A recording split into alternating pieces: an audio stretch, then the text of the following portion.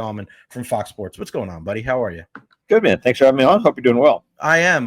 What do you think about that? Because you're a guy that, I don't know if you know the whole story about Paul Maurice, because we don't see this. And I'm thinking about, I was thinking about it last night of, we don't see this. The only thing we see with football is the coaches go across the field and they shake hands, right? Right. In basketball, you have the coaches maybe shake hands. Basketball's gotten really funky with how they do their post-game stuff. And in baseball, you don't have it, but in college you do. And college does it where the teams will shake hands and then the coaches will shake hands. And sometimes they'll mix and mingle. But hockey, it's one of the greatest traditions in all sports where after they beat the living crap out of each other, they line up at center ice and, they shake hands. And then for years, the coaches have been there as well. And now Paul Maurice is kind of going out and saying, I don't think the coaches should be part of the line. And he didn't play in the NHL. So it's kind of weird for him to tell two guys that actually played in Stanley Cup Finals and Craig Berube and Rob Brindamore, hey, let's not do this. Because, I just mentioned before you came on, I thought one of the best moments when the Lightning played the Canadiens, when the Lightning were clearly the better team, was John Cooper and the coaching staff going and Carey Price of Montreal going, dude, you are the freaking man. That was a really nice moment for Carey Price and the Canadiens, and now we're not having that. What do you think about that situation? No, I'm all for sportsmanship, man. It's like to see, especially like Stanley Cup playoffs, when, like you said, when two teams have beat the tar out of each other for 2 weeks, and then you have to just collect yourself and be like, all right, congrats, man. You're the better team. Best of luck to you moving forward, that kind of thing.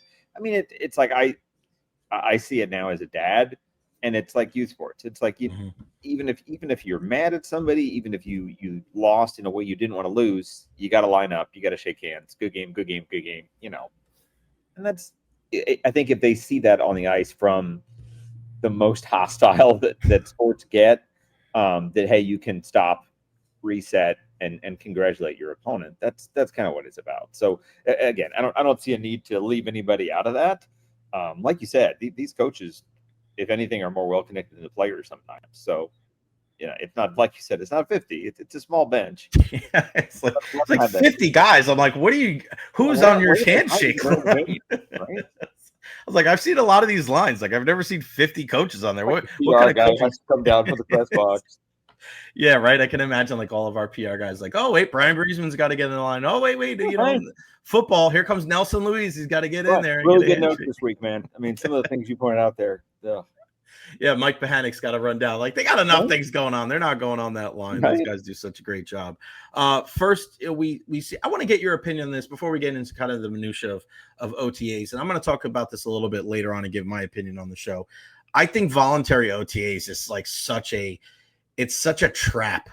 It really is. I don't know why we have them in the NFL, Greg, because all you're doing is setting up your players to look bad, right? Why have anything voluntary? Because now you get in a point where that you're causing a division that doesn't need to be there. And Mike Florio put something out of Haason Reddick skips OTAs. No mention of Evans and Godwin and all the other guys that didn't make it. And you're seeing that around the league, right? Where, Stephon Diggs isn't there and he's partying on a boat. Now, the optics aren't great for that, but he's also a veteran in this league. And if it's voluntary, you want your young guys to be there. You want your second-year quarterback and Drake May to be there. But if Stephon Diggs isn't be there, even though it would be better if he was, it's voluntary. So I think it's just one of those things. Do you think they'll ever change that?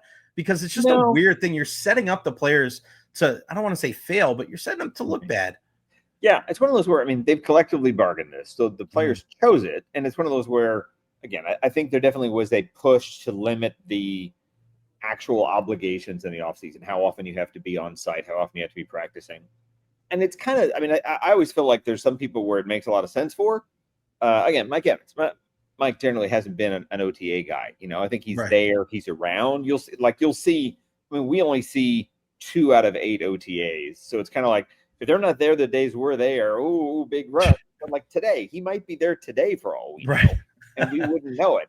They put out a photo gallery, 50 pictures. And I'm scanning through. Who's that in the background? Is that, I think that's somebody.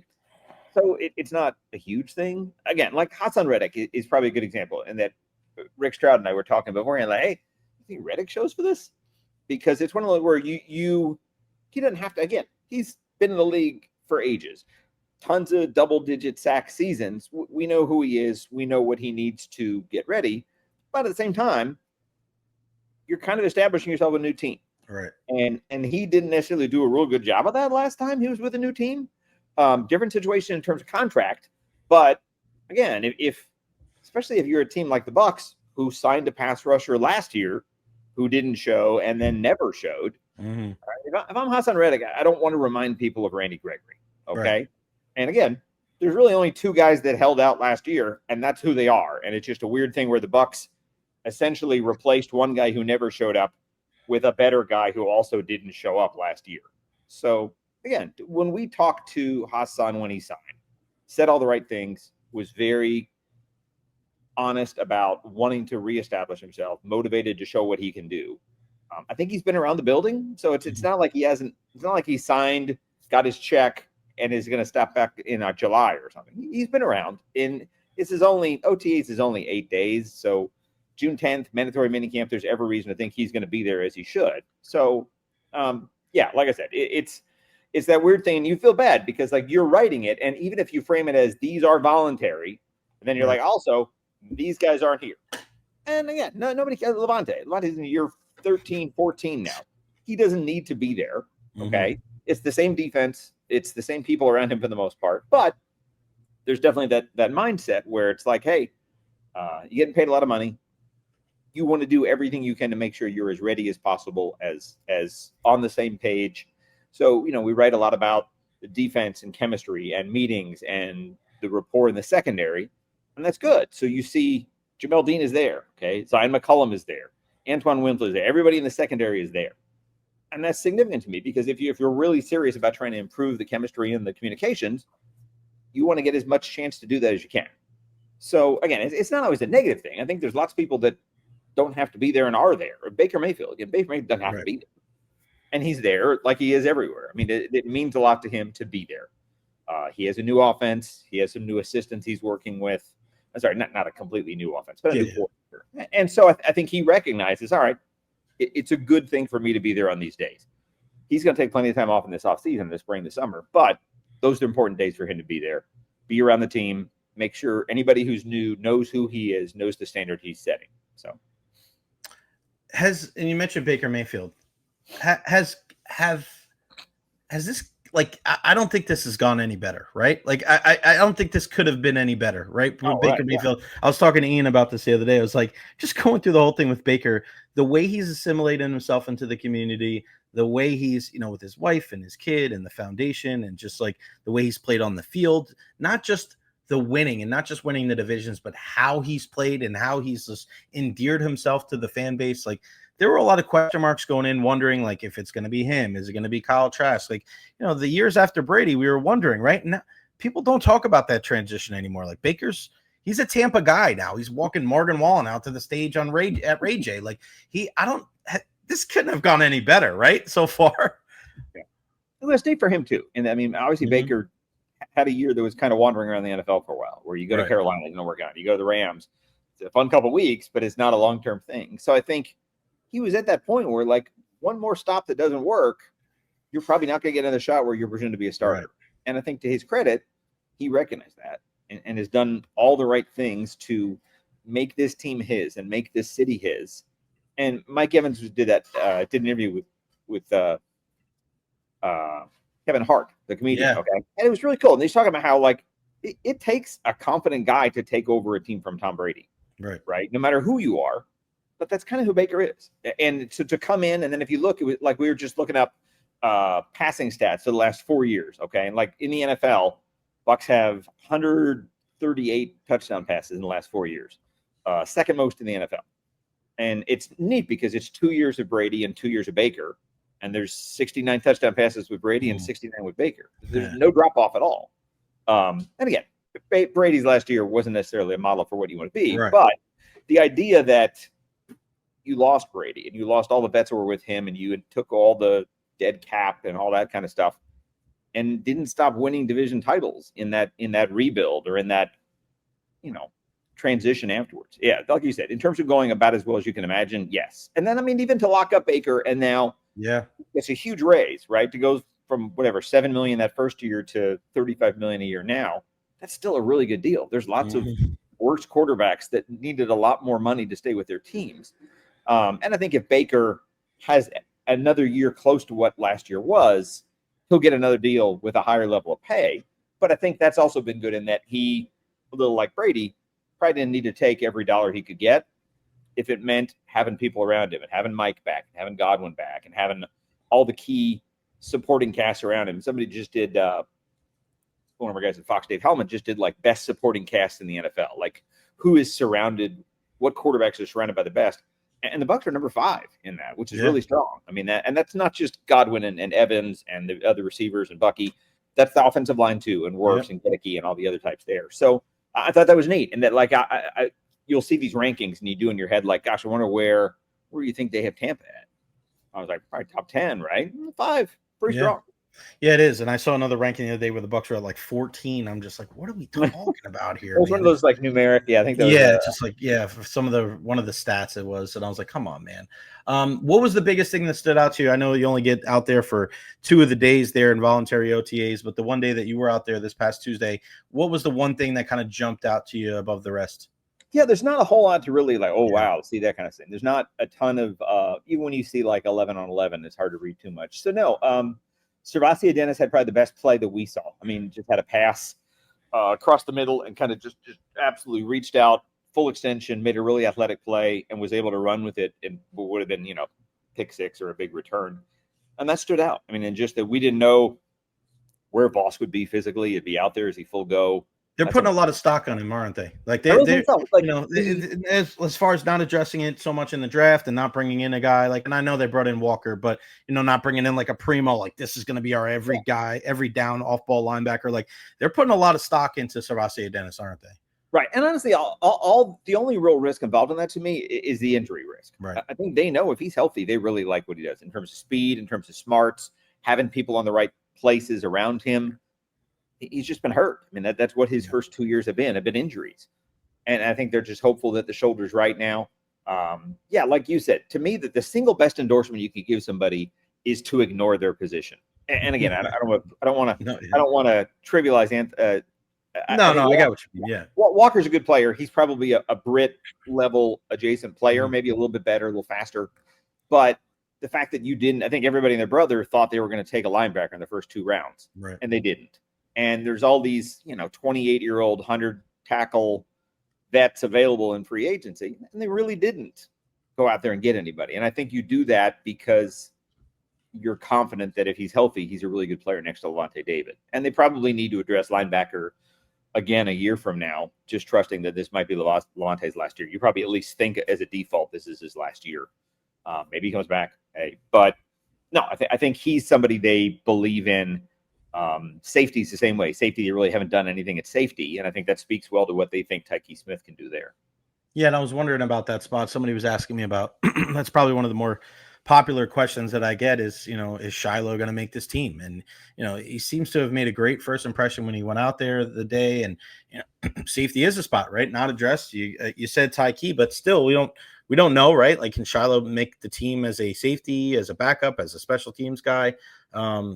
I think that spot, ideally, would you say that they would like Tyke? Like if they had their druthers week 1 and everything that they would want, what would the secondary look like, alongside Antoine Winfield Jr. as the safety? I think if you had your druthers right now in a dream scenario, you would have Winfield and Tyke at safety. You'd probably have, I'm guessing, Parrish at nickel right now, if I had to guess. That's the 3rd rounder, Jacob Parrish from K-State. It could be him. It could be Isian as like a stopgap, somebody they know they trust there. Mm-hmm. And then your outside corners, week 1 are probably Dean and McCullum right now. Right. But Benjamin Morrison's going to push both of those guys. We haven't really seen Bowles rotate corners. In general, it's like, here are the 2 corners. You're out there for the game. But I really think you could see more of a rotation where it's like, after 3 series, Morrison comes in for a series and spells either one of them to give him different looks, to give him some reps. So if somebody goes down, he's not coming in cold. I don't think they have to have that. These are our 5 guys. This is the look we will have in every situation. They can move guys around. I do think you'll see some dime at some point in that there's some versatile pieces they can move around and do a lot of stuff with. It's like Bowles. Sometimes I think Bowles will drop names just to really make you think there's more in play than there is. Right. But like Bowles was running through the options at nickel, and he mentioned McCullum as an option at nickel. And it's like, wow, like they would feel really good about, Morrison, Parrish, McCollum, or Dean, I would say. Yeah. If that's enough that you take McCollum and move him back inside when I think he's basically had one game as a nickel in his career. But again, I think they like the idea of overdrafting and now having two more viable starters in Morrison and Parrish as rookies that can come in, push the vets that we're presuming are the returning starters.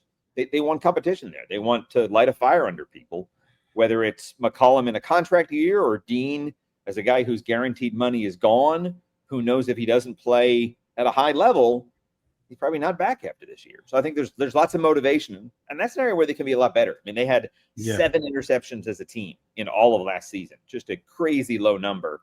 You want that to be at like 18, 20, big high number takeaways, and it hasn't been. So I think they'll be much improved there without necessarily knowing which guys are where in the ultimate how things shake out in that secondary. That's why I'm very high on this team going into the season, because I feel like they were able to win the division last year and they still had so much more room to grow defensively, and they threw so many assets on it. And now you're talking about, a second round pick that probably isn't going to start week 1, right?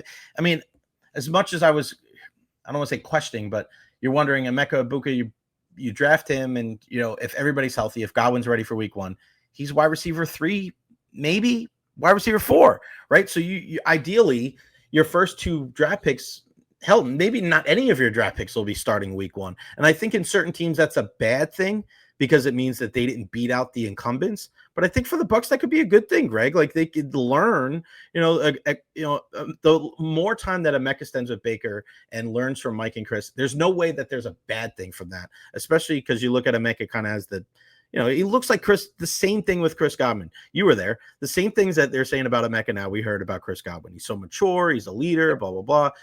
And if he doesn't play, it's not because he's not doing the job. It's because those guys are healthy above him, and they're going to get the first crack at it. Same thing with Benjamin Morrison. I don't know if we could say the same thing at the running back position. Now Rachaad White putting out his story. This is his last go. I am of the belief that I am not trading Rachaad White. I am not trying to get rid of Rachaad White because Bucky had 3 separate injuries last year. He's yet to prove that he can stay healthy over a 17-game season. I love Rachaad, what he can do on the third down and picking up the blitzes and stuff like that. Rachaad may say that, and he may want to be an RB1 somewhere, but I wouldn't be so quick to get rid of Rachaad White. What say you? No, I think it's smart for them to have an insurance policy, to have insulation against injury, which is what he does for you. It's not expensive at all. I think a year from now, when Rachaad's a free agent, it makes sense that another team might pay him more than the Bucs would, because the Bucs, I mean, if Bucky is this year who Bucky was last year, he's going to get, 2/3, 3/4 of the snaps, where Rachaad will be a complimentary back. He'll be a pass catching back. And there's a value in that. I don't think it's smart. If you trade him, you're going to get a late round pick for him. What do you get? Anything substantial. And again, they have to guard against the idea that if Bucky gets hurt, I mean, like, Sean Tucker's a guy we like a lot, had that big game, 192 yards, player of the week, but they really didn't use him much after that. Right. And I think if they trusted him at the same level they trusted Bucky and they trusted Rachaad, he'd be in there with 400, 500 rushing yards. So I think he's a guy that's still developing and still earning the trust of his coaches.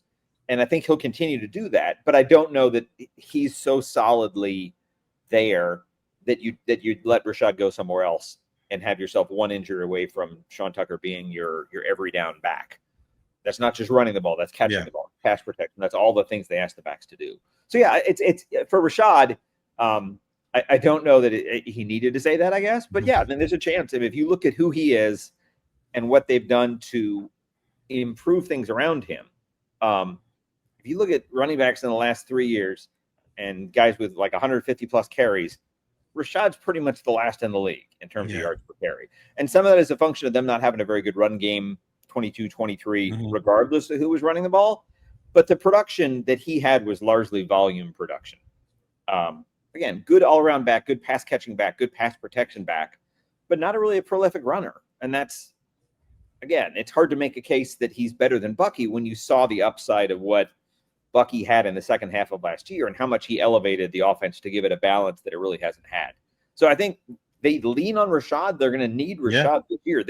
they're very consistent in saying that. They want to make sure Rashad feels important here, but not like a starter, you're the main guy important. Yeah.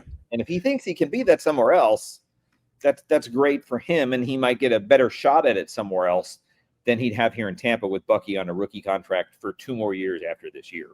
Yeah, no doubt. Greg, before I let you go, what's the one thing that gives you pause about this Buccaneers team? Because like I said, I'm pretty high on them this year.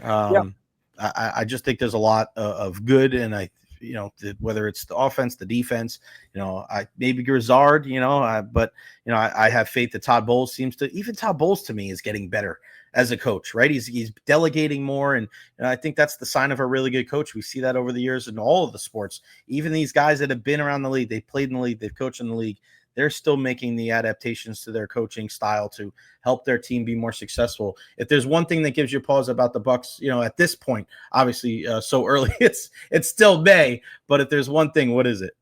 Yeah, there's not much, honestly, in terms of glaring question marks. I think they bring so much back. It's a little like 21 when they came back off the Super Bowl, because they really brought just about everybody back. I think it's like 87% of their starters are back from last year, which is a really high number. So for me, the two things you mentioned, Grizzard, and I think there's been nothing but praise for Grizzard since he got the job, but just this is the third time they've rolled the dice with a first-time coordinator, right? And they get progressively younger. It's one of those where Canales was like 41. It's like, wow, that's young. And then Cohen comes in, he's like 39. Grizzard's 34. And again, it's one of those where I think it helps them to have the continuity of promoting from within. He's a smart guy, man. You got a Yale grad who spent 4 years at Duke as a coach, really knows what he's doing. It's just the fact that he hasn't done it before. That's the only hesitation I have, is being the guy running the offense, having the autonomy that Todd gives his OC. You have to be ready for that. And it's one of those where until you've done it, that's a question mark. But I think he'll be able to answer that. I think it used to be that Todd had all the same assistants and wasn't going outside his circle of familiarity. And his credit, this is 3 guys he had almost no ties with that he's found, brought in, gotten to work well enough, quick enough. They're head coaches. And now Grizzard. And again, I think to talk to players, they light up talking about Josh. So I think, again, the only reason it's a question mark is that he hasn't done it before. Yeah, we've officially reached the point where I am older than the Buccaneers offensive coordinator. Right? So I had it for a while where it was like, it'll be wild when I'm older than everyone in the locker room, right? And like, I think Ryan Lindell was the last guy I covered that was older than me when he was a kicker, and that's like 8 years ago. Wow. I got like 2 years on Brady. Brady, I think, is like a 77 birthday. I'll never cover a player my age again. You never know. So probably half the head coaches in the league are now younger than me. So it's like, it always kills me because you'll write about somebody like, oh man, he's 33. He's so wise. He's just been around for so long. And then you realize like, a lot more. I wasn't that wise at 33. What am I talking about? I'm with you, buddy. I'm with you. What do you got up on Fox Sports right now? The latest article that you wrote? Nothing too much, honestly. A little bit non-Buck stuff. It's like we took. I'm not sure when these will come up, but we took 10 teams and we're writing like season predictions, game by game predictions for how it'll shake out. I landed the Packers and Vikings on there. NFC North, a little tough to figure out in terms of where everybody fits in. So just laid out the entire season for the Packers and Vikings and what they win and what they lose. I think that'll be a division that has 3 playoff teams again, like it did last year. But no, it's one of those where that's a division that did extremely well in the regular season, and then all 3 playoff teams lost their first game. So hard to know how the Bears fit into that, how much they step up. If the Lions take a step back, losing 2 coordinators. Did you see their road schedule? Yeah, man, crazy. Oh my God! I saw something online, and they were like, "I think Detroit misses the playoffs." I'm like, "What?" And I've been asking that question to anybody that'll listen. Like, hey, man, you lose both coordinators, and we saw it with the Philadelphia Eagles, right? Sirianni loses Steichen, he loses Gannon, and they just couldn't find. It's not so easy. The Bucs make it look easy, but you lose a little bit of your identity, right? And then you look at their road games where they're going to Baltimore, going to Kansas City, and going to LA. It's just like, holy, going to Cincinnati. I'm like, good. I think they go to Philly and Washington. It's like, oh man. So listen, this is Dan Campbell's gonna earn all of his pay for this season. Well, and honestly, I mean, the coordinators he filled to replace those jobs aren't like wow types. Okay, Right. John Morton's not a guy like, oh wow, they got John Morton. Mhm. I mean, their defense is a promote from within type thing. So Yeah. the one thing I'll say about Detroit is that they had a ridiculous amount of injuries in the defense last year that I think really undercut them in terms of who they could be in the postseason, who they were at the end of last year. If they're healthy, that can help offset losing two really good coordinators in Ben Johnson and Aaron Glenn. Yeah, no doubt about it. You have Hutchinson on one side, you have Amon-Ra St. Brown and Gibbs and all those guys on the other side. Nobody's going to count them out, that's for sure. And even if they do get a word, all right, they don't win 15 games, they win 13, 12 games, they're still going to be a playoff team. Greg Auman, Fox Sports. Follow him on all social media platforms at Greg Auman. Greg, always appreciate your time, my friend. Thanks. Have a great rest of your week. Good to see you, man. Thanks again. You got it, pal.